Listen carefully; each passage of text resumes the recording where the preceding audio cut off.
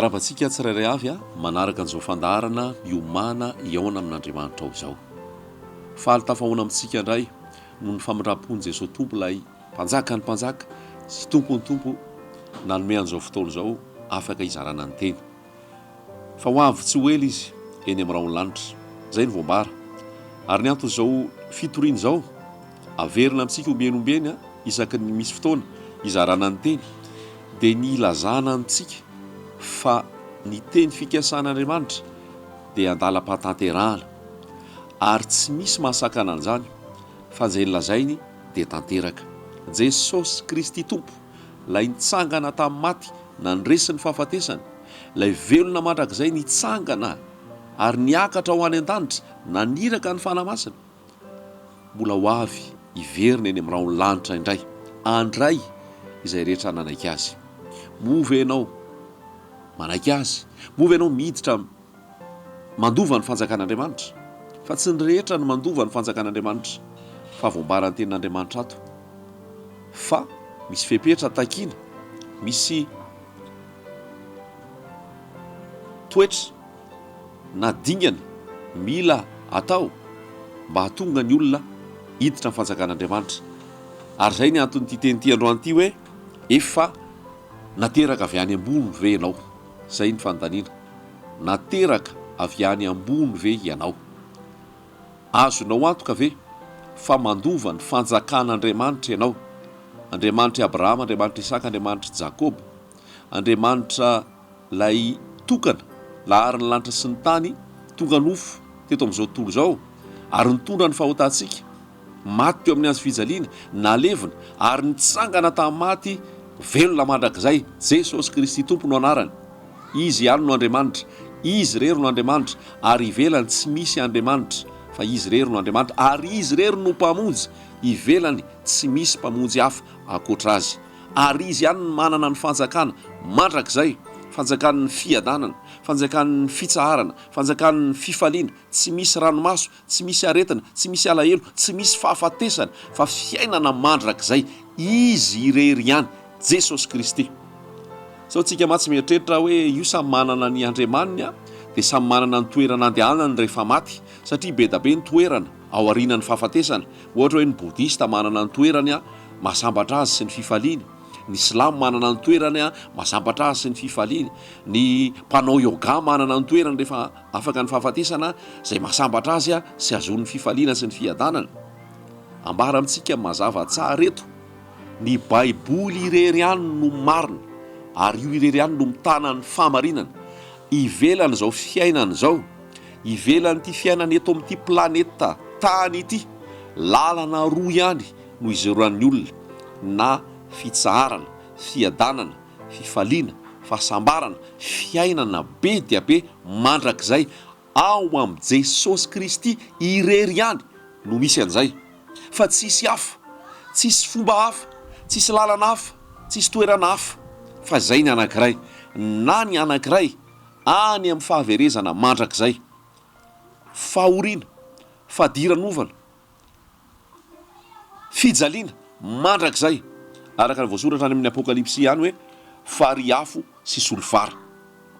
Roa ihany ny alehan'ny olona ary ny lalana ahafahana miditra amin'ny fanjakan'Andriamanitra izay voalaza teo aloha teo, miaina ao amin'ny fahasambarana, miaina ao amin'ny fanatrehan'i Jesosy Kristy, miaina ao anatin'ny fifaliana ary manana fiainana mandrakizay sy fiainana be dia be sy fiadanana sy fitsaharana, dia Jesosy Kristy irery ihany, tsisy hafa, tsisy hafa. Voalaza mihitsy ao amin'ny asan'ny apôstôly toko 2:12 hoe tsy misy famonjena amin'ny hafa, fa tsy misy anarana ety ambanin'ny masoandro nomenan'ny olona azona famonjena afa tsy ny anaran'i Jesosy Kristy irery ihany. Tsy misy hafa, tsy misy hafa fa Jesosy ihany, Jesosy irery ihany, ary izy no mitondra ao amin'ny fiainana mandrakizay. Ny hafahana tsy ho any amin'ny fahaverezana, tsy ho any amin'ny fijaliana, tsy ho any amin'ny fahoriana, tsy ho any amin'ny mahafadiran'ovana mandrakizay sy ny alahelo sy ny vesatra sy ny fariafo sy solofara, dia tsy iza afa-tsy Jesosy ihany, satria izy no nandresy ny fahafatesana. Apokalipsy toko voalohany dia milaza hoe izaho no alpha sy omega, izaho ny fiandohana, izaho ny fiafarana, efa maty aho fa velona indray, ary izaho mitana ny fanalahidiny, ny fahafatesana sy ny fiainatsita. Ambara amintsika eto na iza ianao na iza, ny azonao ny fiainana mandrakizay tsy misy afa-tsy ao amin'i Jesosy Kristy irery ihany, ary ny azonao miditra ny fanjakan'Andriamanitra dia mila ateraka avy any ambony ianao. Jaona toko 7 andininy 7. Jesosy namaly ka nanao taminy hoe, lazaiko aminao marina dia marina tokoa, raha tsy ateraka indray ny olona dia tsy mahazo mahita ny fanjakan'Andriamanitra. Hoy Nikodemosy taminy, ataony olona ahoana no ateraka rehefa lehibe? Moa mahazo miditra ny kibon-dreniny indray va izy ka ateraka? Jesosy namaly hoe, lazaiko aminao marina dia marina tokoa, raha misy olona tsy ateraky ny rano sy ny fanahy dia tsy mahazo miditra amin'ny fanjakan'Andriamanitra izy. Izay ateraky ny nofo dia nofo, ary izay ateraky ny fanahy dia fanahy. Aza gaga no nilazako taminao hoe tsy maintsy ateraky indray ianareo.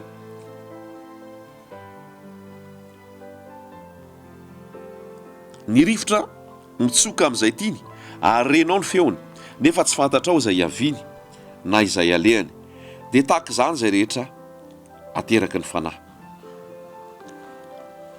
Ry havana malala, izay rehetra manaraka an'ity fandaharana ity, ny tiana apetraka aminao dia izao: raha vao tsy ateraky indray ianao, tsy mahazo, izay mihitsy ny voalazan'i Jesosy eto, tsy mahazo miditra amin'ny fanjakan'Andriamanitra.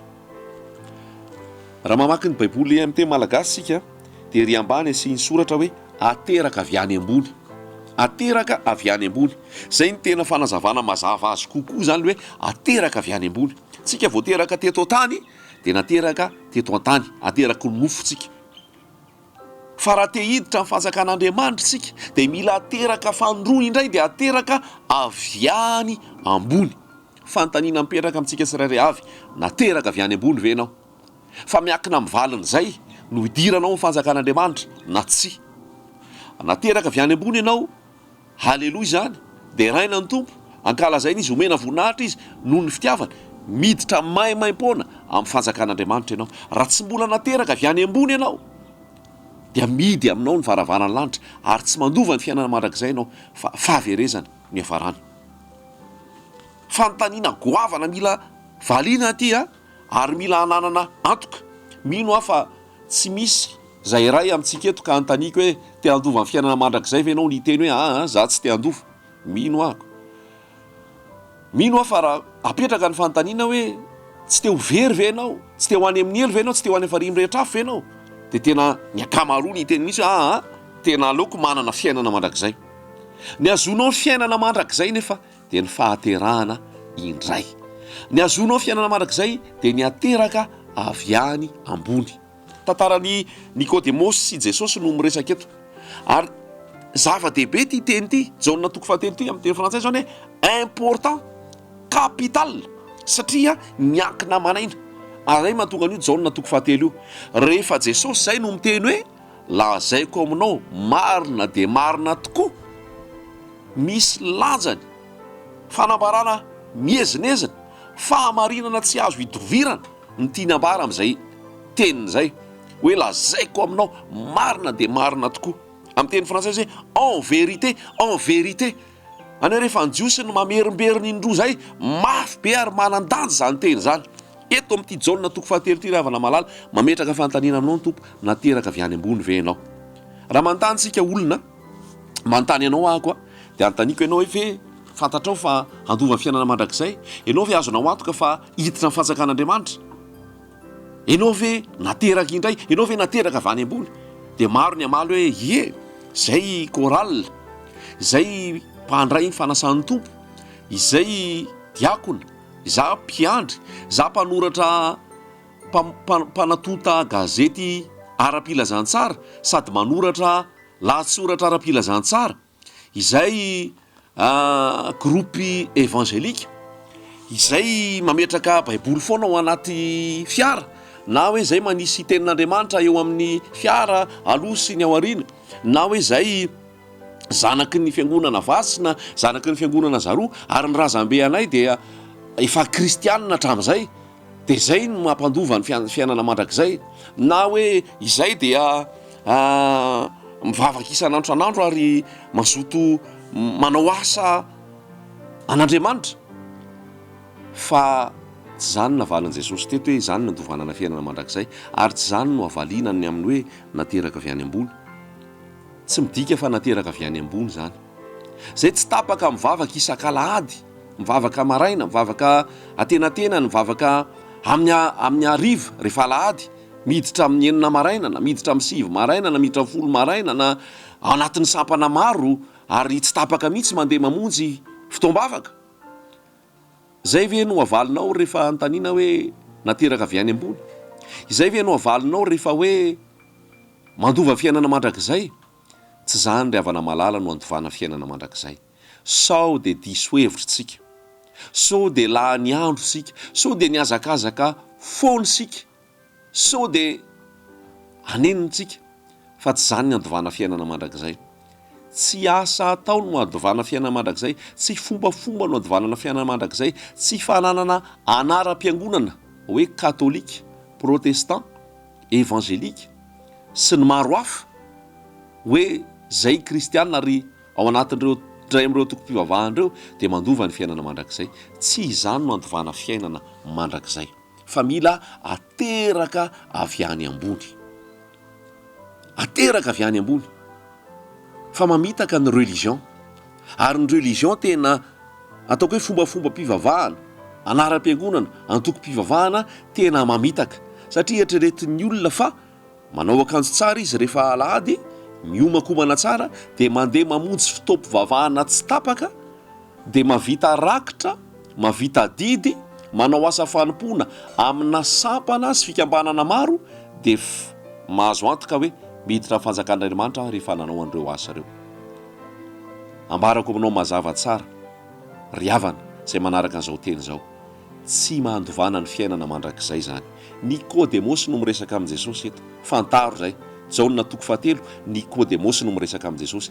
Izy io Nikodemosy io lehiben'ny Jiosy io, izy io Nikodemosy io mpampianatra ny Israely io, izy io Nikodemosy io olona nahay baiboly io ary nalala tsara ny momba amin'ny baiboly. Fa io Nikodemosy io tsy miditra amin'ny fanjakan'Andriamanitra satria tsy nateraka indray.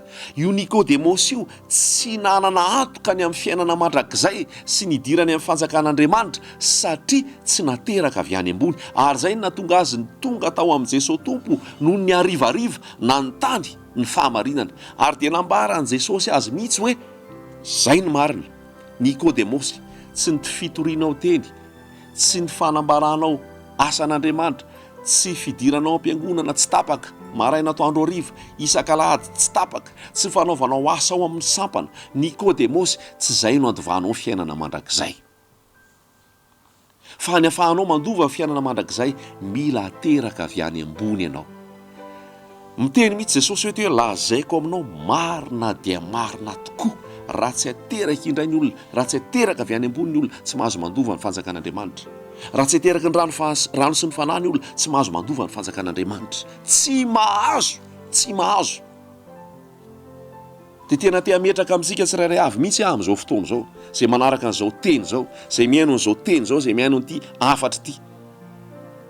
Meteza ateraka avy any ambony raha toka tsy mbola nanao an'izay dingan'izay ianao. Fa rehetra asa sy zavatra rehetra natao teo tsy mahavonjy ianao zany, ary tsy andovanao ny fiainana mandrakizay zany, tsy hidiranao ny fanjakan'Andriamanitra zany. Fa ny mahatonga anao andova ny fiainana mandrakizay dia ianao ateraka avy any ambony. Inona ny dikany hoe ateraka avy any ambony? Ny ateraka avy any ambony dia izao: mibebaka, mifona, miala amin'ny fahotana, tsy miverina amin'izany intsony.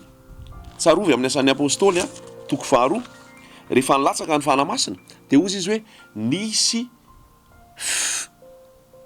feo, teny frantsay izy hoe nisy bruit avy any ambony, avy any ambony, nidina ny fanamasina tao amin'izy 20 ary nameno azy ny fanamasina, nandoro azy ny fanamasina, ary natonga azy nitory an Jesosy Kristy. Resika niny tenin'Andriamanitra any amin'ny Jaona 1:2, Jaona 1:2 toko fahatelo a dia misy mihitsy aho a hoe naterak'Andriamanitra. Andininy fahasivy, izay rehetra naterak'Andriamanitra no tsy manota satria ny vohony no mitoetra ao aminy. Izay rehetra naterak'Andriamanitra no tsy manota satria ny vohony no mitoetra ao aminy. Fahaterahana mbola raintsika ihany Jaonina voalohany toko fahadimy andininy fa 7. Fantatsika fa izay rehetra naterak'Andriamanitra dia tsy manota, fa izay naterak'Andriamanitra dia miaro ny tenany ka tsy mikasika azy akory ilay ratsy. Misy zany naterak'Andriamanitra dia misy tsy naterak'Andriamanitra. Misy nateraky ny nofo dia misy nateraky ny fanahy. Nateraky ny fanahy midika hoe naterak'Andriamanitra. Naterak'Andriamanitra midika hoe nateraky ny rano sy ny fanahy. Tenin'Andriamanitra any amin'ny Petera dia milaza hoe fa nateraky indray nareo tamin'ny tsy tamin'ny voa mety loha fa tamin'ny voa tsy mety loha dia ny tenin'Andriamanitra. Ny atonga anao ateraka avy any ambony zany dia ny fibebahana. Jaonina toko voalohany 1:12 dia hoe izay rehetra nandray azy dia nomeny hery ho tonga zanak'Andriamanitra. Ny atonga anao ho tonga zanak'Andriamanitra zany fa tsy zanaky ny devoly, tsy zanaky izao tontolo izao, dia ny fandraisanao an Jesosy ao am-ponao. I Jaonina toko voalohany 1:12 dia milaza izay mihitsy hoe izay rehetra nandray azy. Izy io nandray azy io, tsy izy io fa Jesosy Kristy, ilay teny tonga nofo. Ny fandraisanao an Jesosy no azonao hery mahatonga anao ho tonga zanak'Andriamanitra. Ho tonga zanak'Andriamanitra dia ny fandraisanao an Jesosy. Fibebahana, miaiky fa mpanota, miaiky fa olombery, miaiky fa tsy mavonjy tena, miaiky fa mila famonjena, miaiky fa maloto, miaiky fa tsy marina, ary tapa-kevitra hiala amin'ny fahotana, tapa-kevitra hiala amin'ny loto, tapa-kevitra hiala amin'izao tontolo izao, ary tapa-kevitra no anaiky an Jesosy ho tompo sy mpamonjy ao am-pony. Miditra ao aminao ny famonjena, miditra ao aminao ny fanjakan'Andriamanitra, ary amin'iny voasoratra ny an-danitra ny anaranao. Miditra amin'ny fanjakan'Andriamanitra. Zava-dehibe zany, fahaterahany indray zany. Averina amintsika foana, averina amintsika ihany, tsy hoe mihinana mofo sy divay ianao dia miditra amin'ny fanjakan'Andriamanitra. Tsy ny fihinananao mofo sy divay ry havana malala no idiranao amin'ny fanjakan'Andriamanitra. Endrika fotsiny ihany iny, sariny fotsiny ihany iny, ivelany iny. Fa ny ao am-po mila voadio ny rany Jesosy, ny ao am-po mila anjakany Jesosy, ny ao am-po fahamasinana, fahadiovam-po, famelan-keloka ny olona rehetra, tsy fitahirizana fahotana, fananana an Jesosy ao am-po. Izay no andovana fiainana mandrakizay. Fa marobe ny olona voafitaka hoe mandray izy rehefa alahady nihinana mofo sy divay dia nandray an Jesosy a. Tsy fandraisana an Jesosy ny fihinanana mofo sy divay ry havana malala. Firifiry ny mihinana mofo sy divay fa mijangajanga, firifiry ny mihinana mofo sy divay fa ao anaty kolikoly, ao anaty lainga, ao anaty fifohana sigara, ao anaty fisotroana toaka, ao anaty fanompo-tsapy, ao anaty lainga maro isan-karazany, ao anaty fahotana. Tsy mahavonjy zany, endrika ivelany zany. Ary hoy ny tompo hoe manajo imolotra fa mifola lavitra. Tsy zany no andovana ny fiainana mandrakizay. Fa ny fanovalanao fiainana mandrakizay dia ny fialanao amin'ny fahotana, ny fanekenao an Jesosy hanadio sy hanasa ary hanafaka anao, tsy ho andevo ny fahotana intsony ianao. Fanananao ny fanamasina mitoetra ao anatinao, ary tsy anara-piangonana ny tondrananao sy ny hoentinao fa ny anaran'i Jesosy. Raha misy olona ao amin'ny Kristy dia olom-baovao izy. Io olom-baovao io no andova ny fiainana mandrakizay. Io olom-baovao io tsy manaraka ny fomban'izao tontolo izao, ny fiankanjo izao tontolo izao, ny fitenin'izao tontolo izao, ny fijerin'izao tontolo izao, ny fianoan'izao tontolo izao sy ny fomban'izao tontolo izao. Efa nateraka indray ao amin'ny Jesosy izy, ary olom-baovao izy ao amin'ny Jesosy. Ao amin'ny Jesosy fa tsy hoe ao amin'ny katolika na ao amin'ny protestana, ao amin'ny loteriana na ao amin'ny evangelika, fa ao amin'ny Jesosy Kristy. Jesosy ihany no raisinao, atonga anao olom-baovao sy ateraka avy any ambony. Amen.